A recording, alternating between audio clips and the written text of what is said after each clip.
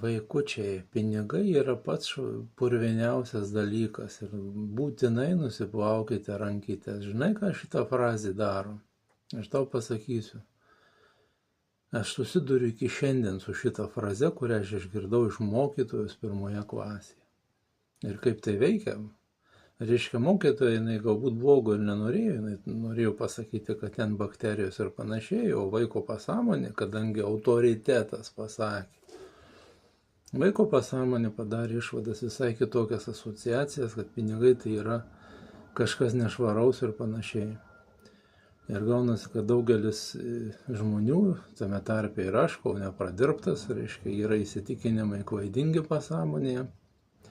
Susidurėm su tokiais dalykais, kad, pavyzdžiui, ant išgyvenimo tik tai. Pardavimai, pavyzdžiui, vyksta tik tai tada, kai pinigai pasibaigia, arba tik tai tada, kai jau tau reikia už kažką sumokėti, reiškia, atsiranda tik tai tokiu būdu. Pasąmonė kuria tą automatiškai. Ir kol jūs to neprasidirbsite, va tokie dalykai veiks. Gali jums tiesiog ta frazė skambėti, bet po ją bus didžiulis fonas, kuris jūsų realybė ir jūsų finansinį įtaką, reiškia, veikia jūsų tą dalyką finansinį. Tai va, iki, nori registruokis nemokamą konsultaciją.